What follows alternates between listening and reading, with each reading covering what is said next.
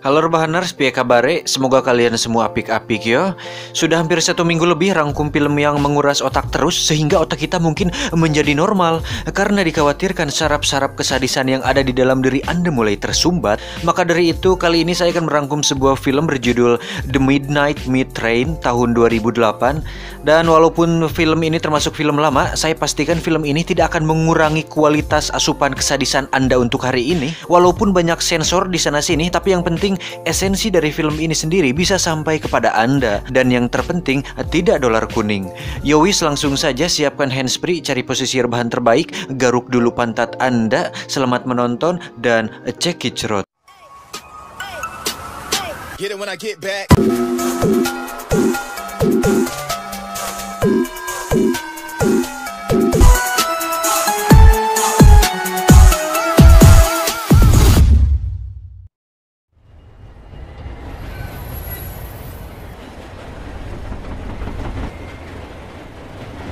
Film ini diawali dengan seorang pria yang sedang duduk sendirian di dalam kereta malam yang sepi.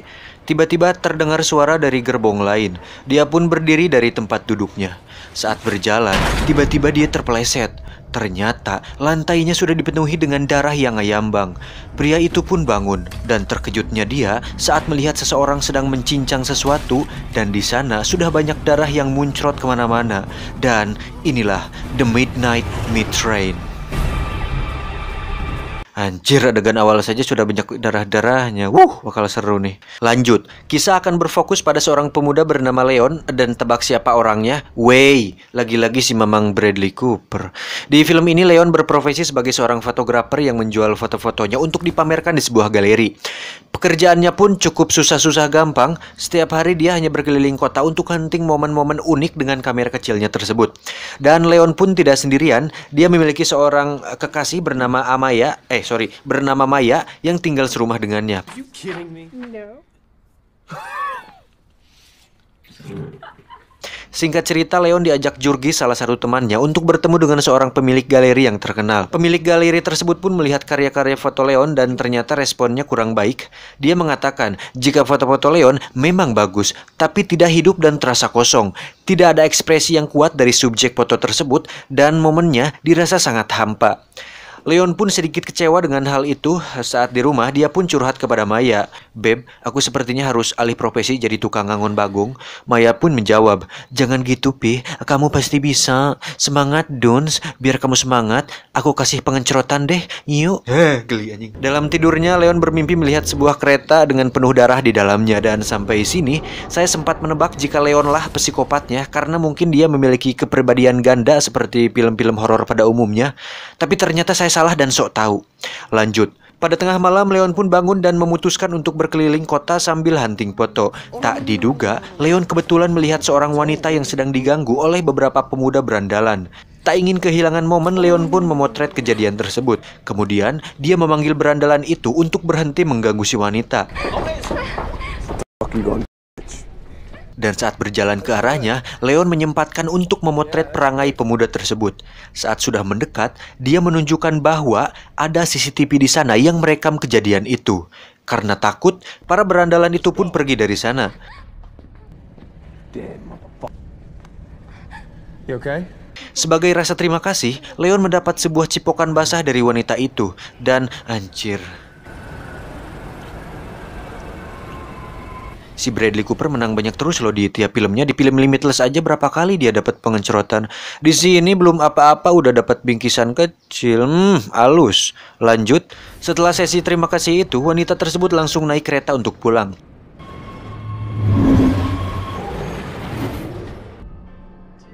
Di tengah perjalanannya, dia didatangi oleh seorang pria misterius berpakaian rapi yang membawa sebuah palu besar. Tak diduga, pria tersebut langsung menghantam kepala si wanita dengan palu itu.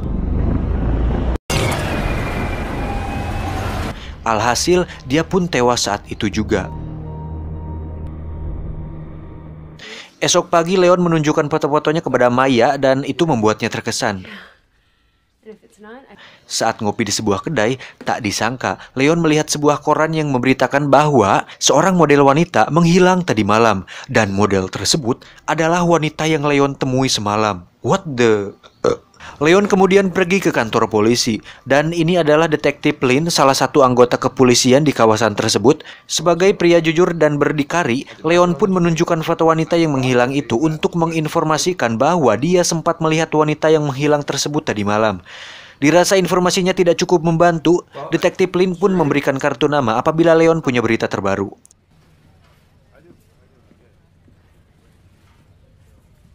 Singkat cerita, sang pemilik galeri pun menyukai hasil foto-foto Leon tersebut.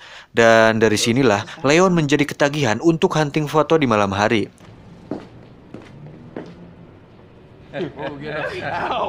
Adegan berpindah ke tempat lain, di mana ada 3 orang yang sedang mengobrol di dalam kereta. Tak diduga, si pembunuh itu pun muncul lagi dan menghabisi ketiga orang tersebut.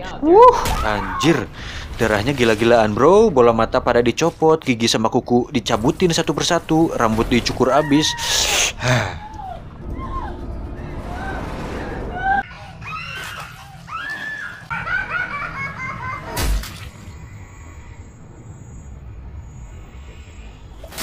Di sisi lain, Leon sedang duduk di pinggir jalan sambil melihat-lihat momen yang bagus. Tak diduga, si pembunuh itu pun muncul. Dan inilah awal di mana hidup Leon akan berubah. Leon yang melihat sebuah karakter kuat pada wajah pembunuh itu pun langsung memotretnya beberapa kali dan mencoba mengikuti kemana pembunuh itu pergi. Tanpa Leon tahu bahwa si pembunuh itu adalah seorang pembunuh. Loh, tak disangka, si pembunuh itu pun merasa dirinya diikuti dan mencengkram tubuh Leon saat dirinya lewat.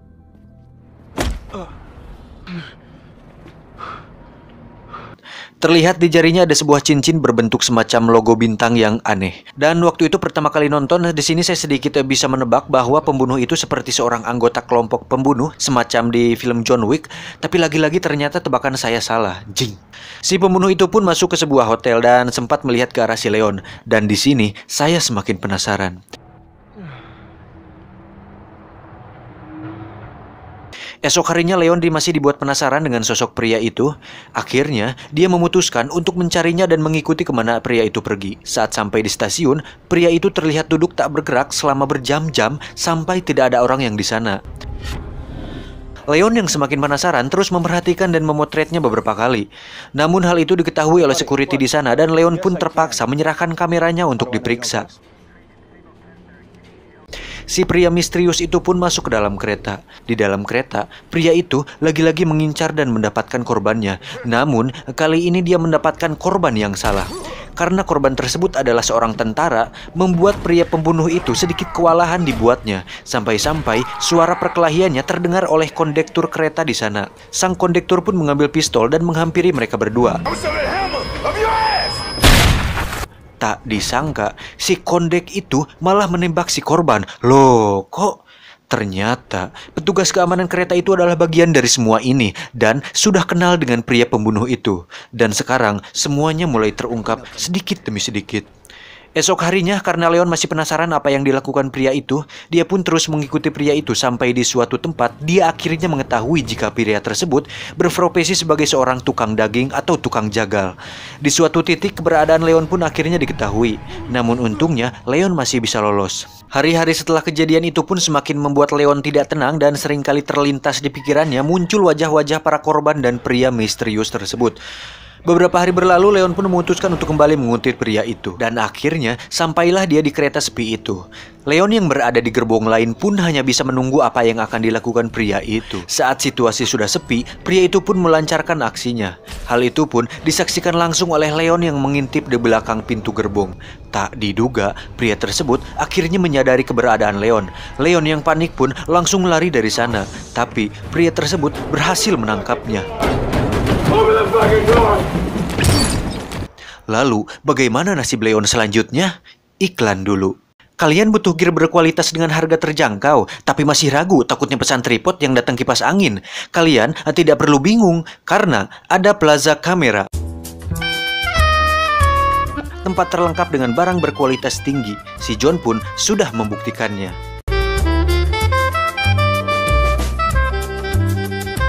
Lanjut, sampai di mana tadi? Oh ya, Leon pun berhasil ditangkap pria tersebut. Namun ternyata dia tidak membunuh Leon. Saat sadar, Leon sudah berada di toko daging. Tiba di rumah, Leon pun membuka baju. Dan terkejutnya dia saat melihat dadanya sudah terukir sebuah gambar menyerupai semacam simbol misterius yang aneh. Maya yang mengetahui hal itu sangat panik dan khawatir dengan kondisi Leon. Ditambah, akhir-akhir ini tingkah lakunya sedikit aneh sejak memotret pria misterius tersebut. Bermodalkan alamat yang ada di foto-foto Leon, Maya dan Jurgis pun nekat memutuskan untuk pergi ke tempat pria tersebut dengan tujuan untuk mencari tahu apa yang dilakukan pria itu sampai Maya dan Jurgis pun nekat memutuskan untuk pergi ke tempat pria tersebut dengan tujuan untuk mencari tahu apa yang dilakukan pria itu sampai-sampai membuat Leon berubah. Tiba di sana, Maya dan Jurgis pun langsung memeriksa seisi ruangan.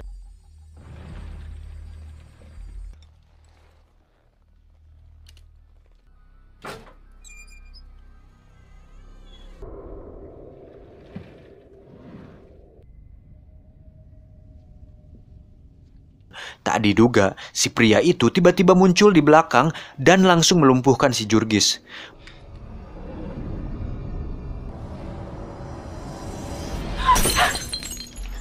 Maya yang berada di ruangan lain pun menemukan sebuah catatan yang isinya adalah jadwal pemberangkatan kereta sejak tahun 1950 tahun silam. Dan bisa diambil kesimpulan bahwa kegiatan pria atau kelompok pembunuh itu sudah melakukan pembunuhan tersebut sejak lama. Wanjir.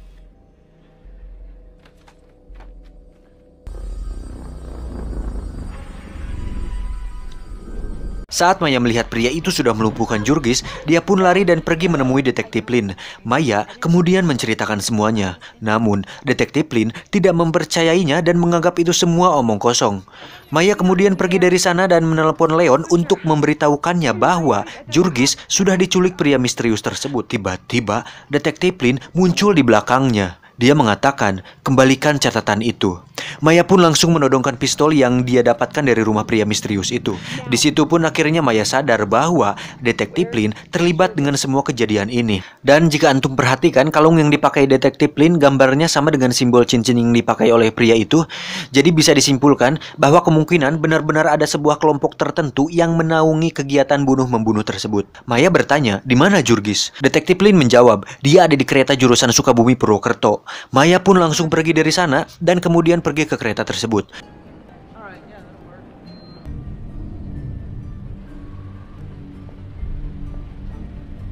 Di sisi lain, Leon yang sedang berada di galeri pamerannya melihat foto pria misterius hasil jepretannya itu. Merasa seperti ada ikatan dan takdir yang sudah ditentukan, membuat Leon memutuskan untuk pergi ke tempat toko daging itu dan membawa seperangkat alat jagal bersama dirinya untuk memburu pria itu sekaligus menyelamatkan kekasih dan temannya si Jurgis.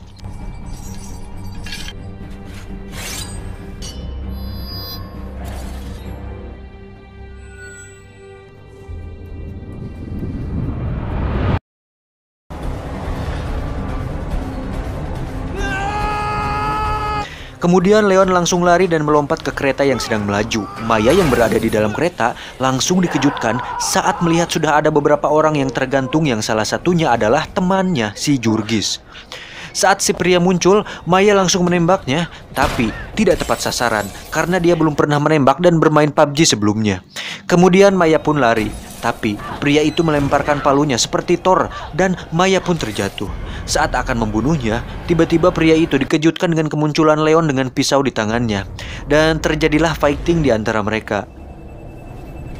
Dan disinilah PR berat buat saya karena harus memotong bagian-bagian berdarah saat mereka bertarung di antara mayat yang berayun di sana. Sayang sih, ini dipotong klipnya nggak bisa kalian lihat. Tapi gimana atuh? Ada ular kuning. Singkat cerita, Leon pun berhasil membuat pria tersebut terlempar dari kereta. Dan akhirnya mereka pun bisa pulang dengan damai. Tapi tidak lama kereta pun berhenti. Keadaan di luar sangat gelap dan entah mereka berada di mana.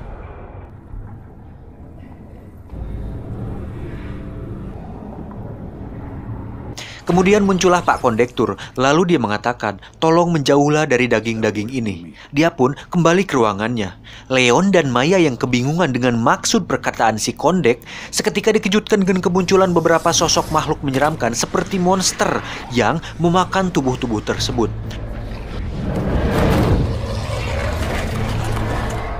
Leon dan Maya pun langsung keluar dari kereta tersebut. Saat melihat sekeliling, itu seperti sebuah ruang bawah tanah yang terbengkalai. Tidak lama, muncul si pria pembunuh yang ternyata masih hidup. Dan kembali terjadi pertarungan di antara mereka yang dimenangkan oleh Leon. Saat si pria itu sekarat, dia sempat mengatakan, "Selamat datang." Pria itu pun tewas, dan entah apa maksudnya. Tidak lama, si Kondektur pun muncul. Leon yang sudah kepalang nafsu langsung menyerangnya, tapi Leon langsung dicekik dan diangkat ke atas. Si Kondektur pun kemudian mencabut lidah Leon sampai putus, lalu melempar Leon dan kemudian memakan lidahnya. Anjir.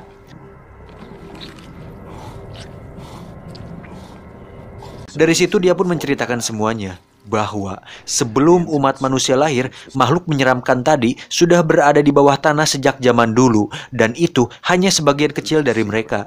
Lingkaran organisasi yang menaungi mereka semua mencoba melindungi dan memisahkan kedua dunia antara manusia dan makhluk itu dengan cara memenuhi stok makanan mereka agar para makhluk ini tidak keluar dan berhasil mencapai dunia terbuka.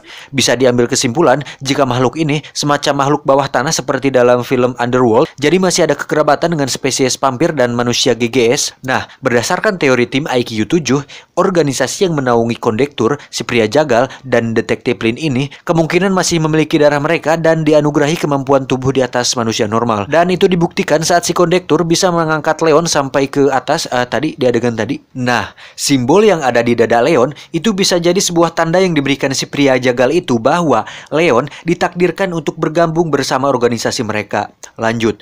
Si Kondektur pun menghampiri Maya dan membelah tubuh Maya, lalu mengambil jantungnya. Kemudian diberikan kepada Leon untuk dimakan. Anjir, nggak kira-kira nih si kampret. Ya mana tega tuh makan jantung pacar sendiri. Dia pun mengatakan, sekarang layanilah kami seperti kami melayani kalian, tanpa pertanyaan. Dan yang paling menganjingkannya adalah, sepertinya si Leon benar-benar memakan jantung tersebut. Dan alasan lidah Leon dicabut adalah agar dia tutup mulut dan sebagai jaminan rahasia ini tetap terjaga. Di ending terlihat seorang pria sedang memakai setelan rapih dengan cincin simbol organisasi di jarinya. Pria itu pun berjalan di gerbong kereta layaknya si pria jagal. Saat menoleh, ternyata itu adalah...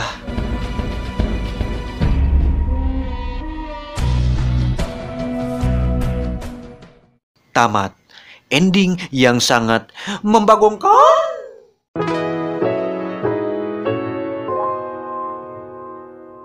Tidak perlu ada sesi pertanyaan ya, saya kira semua sudah cukup jelas. Intinya Leon memang ditakdirkan untuk menggantikan si pria jagal itu. Saat dadanya sudah ditandai, itu sudah menjadi bukti bahwa Leon orang yang cocok untuk menggantikannya. Pertarungan yang mereka lakukan pun adalah untuk menguji seberapa layak dia bisa menggantikan pria jagal tersebut. Dan untuk organisasinya, sepertinya memang itu sebuah organisasi besar yang sudah terbentuk sejak lama. Dan jika dibuat sequelnya sangat mungkin sekali, tapi entahlah, hanya mas-mas Ramayana yang tahu. Pesan yang bisa diambil dari film ini mungkin akan sangat sulit sekali melihat begitu banyak adegan darah tanpa terlihat di mana celah pesan moralnya bisa diambil. Tapi lagi-lagi, bukan tim IQ 7 Corporation namanya jika tidak bisa mengambil hikmah di dalam sebuah kejadian. Bahwasannya, aku berlindung kepada Tuhan yang menguasai subuh dari kejahatan makhluknya dan dari kejahatan malam apabila gelap gulita. Maka dari itu, terutama untuk wanita, janganlah keluar malam sendirian apalagi memakai pakaian yang belum selesai jahitannya, karena itu bisa mengundang syahwat dan kejahatan di malam hari. Maka dari itu, waspadalah, waspadalah, waspadalah. Jangan lupa subscribe, like, komen, dan share agar saya dapat uang dari AdSense untuk mengganti biaya kopi dan rokok selama saya ngedit video ini. Saya John dan segenap kerabat kerja yang bertugas selalu mengucapkan selamat siang dan selamat beraktivitas. Salam pengangguran Indonesia.